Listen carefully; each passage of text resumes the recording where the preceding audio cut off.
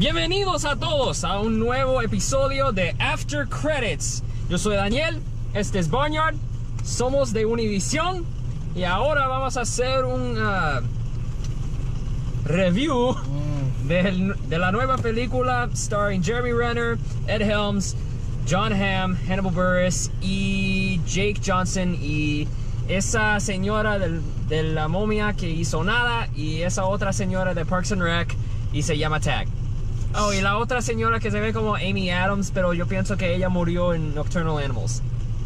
See, y'all didn't know I speak Mexican, did y'all? We showed up and we were like in line for the longest time. It was going down to the wire and they were like, no shit. The lady kept checking the line like, okay, I got a head count of these people. Like, I know how many people are in line. She kept Don't let coming anybody back. cut in line because I have an exact number and then da-da-da-da-da. And that was fine by me because I'm ready to throw bows. Like, if you give me the option to fucking fuck somebody up who cuts in line, I will. Santa, who's at these screenings a lot, he kind of leads us to our seats and he points up there and, yeah, bitch, we're with Univision. At first I said, oh shit, we're part of Univision. And I love how you say that to the Mexican couple that's sitting right next to us.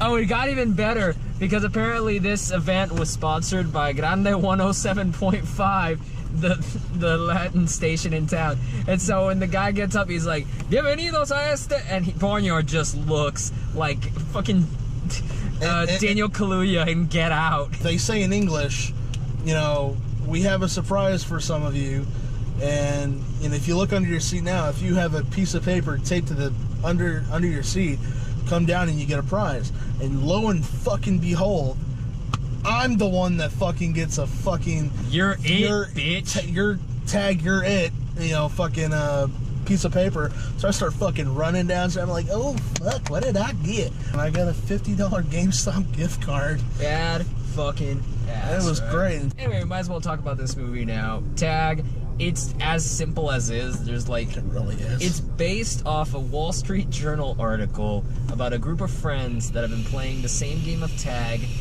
for 23 years. Every May in this movie, these guys get together and they start playing this complicated game of tag, and it's basically how they've stayed friends all this time. That takes a lot of effort, and that takes, that's true friendship. I mean, that's why me and Daniel will never be true friends. I was about to say, it's already hard enough getting people together to do these fucking videos in a car. Like, God forbid that we try to play tag. I know, we have to run and we have to plan stuff, and we have to go, 30 minutes outside the city to hang out with somebody. Right. The crux of this movie is that Jeremy Renner's never been tagged, and Jeremy Renner is like the god of tag. It's like watching the Sherlock Holmes movie with Downey Jr. And bro, Jeremy Renner's fucking funny. Look, you motherfuckers. You motherfuckers have been sleeping on Jeremy Renner for a decade. Everybody's like, oh, Hawkeye's like the worst Avenger. This dude's boring. Like, why would they cast him as Jason Bourne? He sucks. Look, Jeremy Renner is a treasure in The Town, in American Hustle, Wind River, this, even the Avengers movies where he gets a role to sink his teeth into. Shit, Hurt Locker. The man is an underrated gem, and if there's anyone that deserves to be like one of the biggest stars in the world, it's this guy. He's like Daniel Craig and Logan Lucky, where he pulls a performance out of his ass that's like stunning, and to most people you never believe it. But if you're in the know, damn, Jeremy Renner is an awesome actor. He really is, dude. You know he broke both his arms doing this movie? Was it this movie? It was this movie. I thought it was Avengers. No, fam. It was this movie. That's fucking hilarious. No wonder he wasn't in Infinity War. Jeremy Renner's one of those dudes that is crazy wicked talented. We walked out of it at the end. You know Jeremy Renner's a musician? Like, legit, like, DJ, songwriter stuff. He sings at the end of this movie. And it's good. He's pretty fucking good. It sounded like it was a cover of like a Backstreet Boys song. It kind of sounded like that too, but Jeremy Renner can he's a talented man. Yes, he is. And you gotta stop sleeping on him. He's one of those dudes. Start sleeping with him. The reason I compared it to Sherlock Holmes is you're hearing his inner monologue breaking down the strategy of how not to get tagged, and it's hilarious. That is fucking because he's got like this deadpan going on while he's doing these crazy little moving stunts and flipping up and down and around, and he's an acrobatic. He like jumps like a ninja at one point. He does like some Naruto shit. Like the first like 45 minutes of this movie is great. Yeah. And I think the best parts of the movie are when they kind of just let the scenarios play out. I felt like a couple of times in this movie they kept mentioning like, oh, we need to tag this guy this way and this way. Oh, you know, this is all about tag. This is about the game. When the beginning of the movie starts kind of like a cold open, and you go, wait a minute. But once you get it, you're like, oh, this is all related to the tag game. Like, that's funny. It's a real story. So at the end of the movie, they show the footage of the real guys, and those were some of the biggest laughs in the movie, just watching these real guys and the scenarios they would put themselves in order to tag other dudes. I thought that was hilarious. It really was. You even saw, you know, the grandma thing was actually happened. Yeah. Legitimately, it's like the same costume. Yeah, this is one of those movies same. where you're looking at this like, that's ridiculous, but at the same time, they actually did some of this stuff in real life. Yeah. The other parts that I weren't into, it's a lot of the story built around the tag is kind of just this, like, it slows the movie down. This movie's an hour 43, and it kind of dragged near the middle. Yeah, just a little. And then it gets a little too serious. A little bit. If you're gonna go serious in your comedy, I kind of want it to pay off at the end, but it like paid off like way too soon and way too weak, and then they brought the serious back and they did it, so there was kind of like a jumbled tone at the end of it. I also thought that the Wall Street Journal reporter played by Annabelle Wallis from The Mummy, just like The Mummy, she feels kind of useless. Speaking of which, I'm gonna look up that one chick from Parks and Rec because I know. Oh, Rashida Jones. Annabelle Wallis, Rashida Jones, they're in this movie and they feel like glorified cameos. Annabelle Wallis, I understand based on the story, the actual story, why she's in the plot as a Wall Street Journal reporter, but she doesn't really have that much of a personality. It was a little long, I do admit. I was like, There was a couple points in the movie where we kind of looked at each other and we're just like, alright. It was a decent laugh. I mean, some good drugs, some silly stuff. Nothing like laugh my ass off about. It's that comedy for the basic public. You know, or people are going to, you know, just your average person that doesn't really go to the movies that often will go see and I was about to say that audience was like losing their shit next to us. I know. But I wouldn't begrudge somebody for liking this movie. I wouldn't think either, there's a but lot of there's enough ambitious stuff in this, like a lot of camera work, a lot of playing with genre. It's not an easy concept to really stretch out to an hour and a half, and I thought Jeff Tomsic did all right. Could have been a lot better, could have been a little bit more streamlined, but for what it is, and this kind of comedy, which I'm not always a fan of, like these people, especially like Ed Helms and Jake Johnson, I'm not really a big fan of those guys, but they got me to laugh a couple times. I think Hannibal Buress is the best one. Hannibal Buress was, you know, just like the chill guy that fucking, you know, just was funny to laugh at. One-liners, man. One-liners, that dude, that's what it is. He's a master of delivery. And John Hamm, who's like a comedic... That's another guy everyone's been sleeping on since Mad Men. John like, that Hamm. Dude is...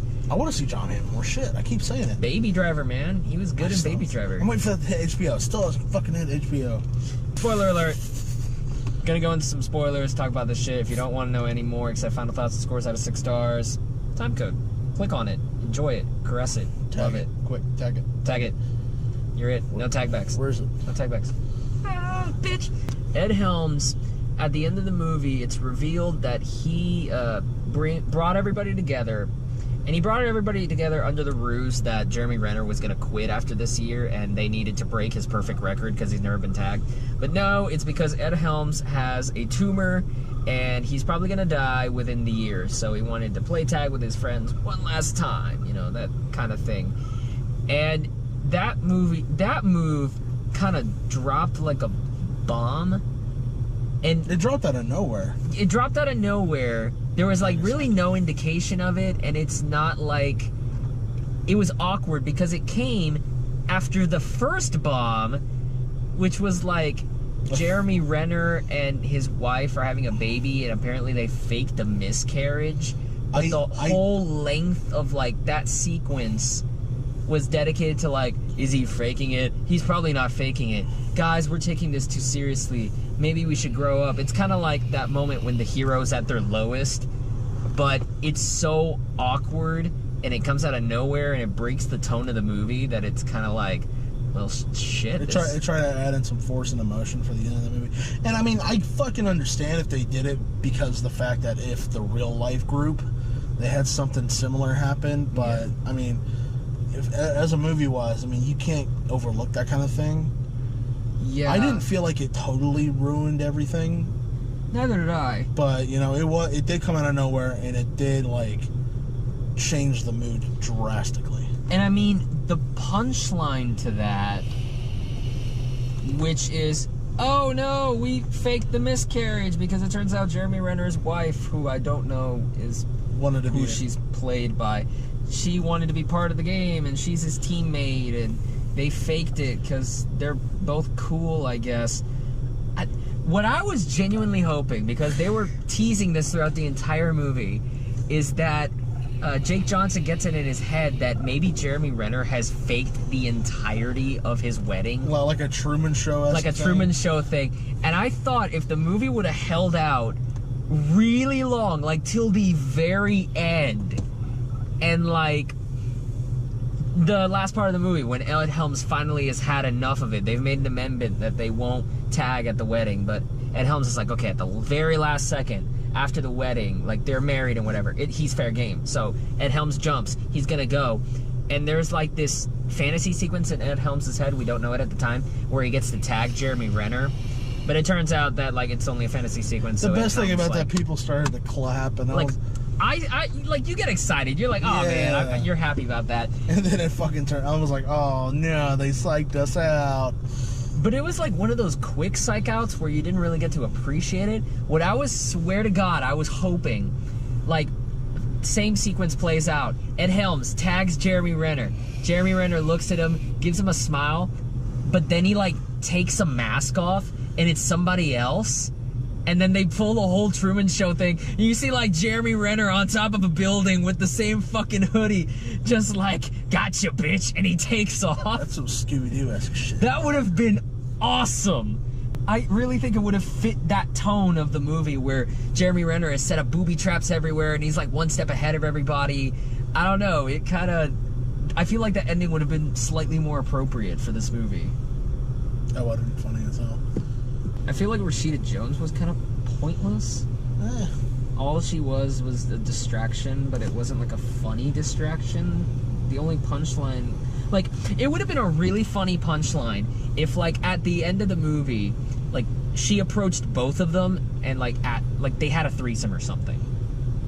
I thought that would have been funny because the whole movie is, like, her flip-flopping between both guys.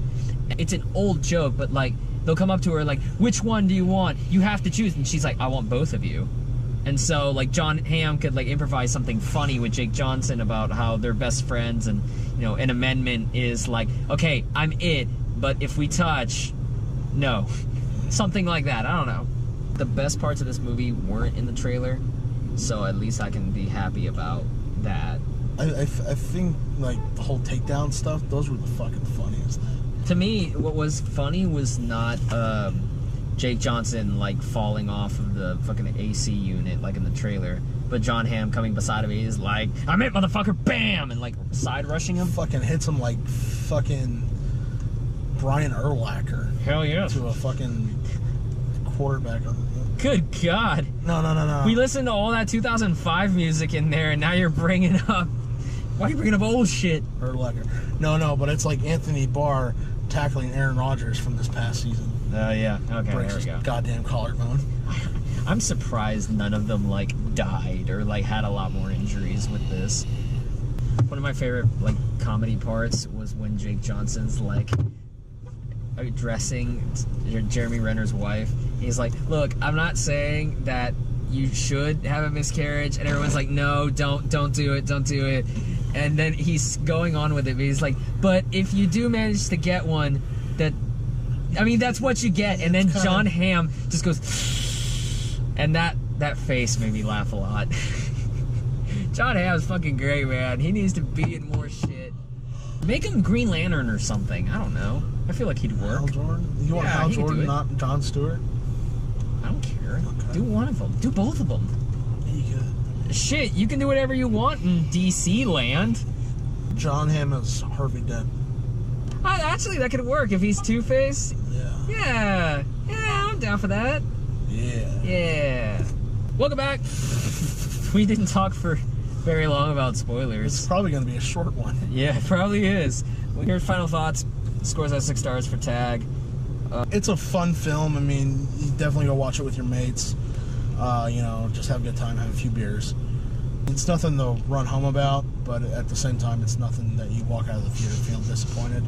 So it's like in that gray area. I'll give it a 4. It was the fun time. I'll go like slightly underneath you. I'm going 3.5. I was thinking 3.5 too. That stretch of movie where we're supposed to feel serious and like the emotion of the movie kicks in, I'm just like, can I get Jeremy Renner kicking ass again? I know, right? Solid HK verdict at 3.75. Yeah. I mean, it's not terrible. It's not great. Incredibles 2 is our next one. Yep. This Sunday, it is WWE Money in the Bank. One of the biggest events of the year. Yeah, no shit. C. Previous Money in the Bank winner, Carmella, defend her championship against Asuka. C. Jews in space. I defend my HalfKocked world title against the worthless opponents of Why you gotta Daniel, hurt, bro? Dakota, maybe Aaron if he ever shows up. I will be trying to react to, I mean, not every fucking movie trailer, God forbid. I mean, last week, what, there were 25? God. But by the way, Halloween trailer looks alright. I haven't seen it yet. I dug it. Bigger movies, like if we get like a new trailer for Predator, or if we get a new trailer for What new trailer was supposed to come? For, you know, maybe Overlord that comes out in October, Venom. What? Oh, that Cloverfield shit. It's supposed. They're saying it's not Cloverfield, but it's been said it was Cloverfield. I don't know. I think you're the only person that's paying attention to that. Well, it's my birthday movie. Oh, I'm sorry, buddy. I know. I get Incredibles 2 this week, and you get a fake ass Cloverfield. It's okay. I press the like button down below if you enjoyed your experience with us. Comment down below. Tell us what you thought about this movie. Tell us what you thought about our reactions. Shout out to the people at Univision that didn't show up tonight. Univision. Unibrow. Yeah. Bro, I saw this guy with a giant ass unibrow the other night at work. Yeah. Could he make it wiggle like? No, but legitimately, you know how some people have like you can see like the spots. Tiny patch? It was legitimately just like. Oh no! Yeah. Did he ever be like? I don't know. I just saw it and walked away. If you haven't already, please subscribe to our channel. We are still growing. We would love every single support. All it takes is a click. You can even turn off the notification bell for all I give a damn. Fucking subscribe.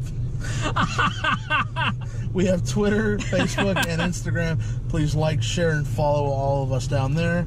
And from Barnyard, I'm Barnyard from HalfKocked. That's Daniel, the man that never has a plan. And we will see you guys later.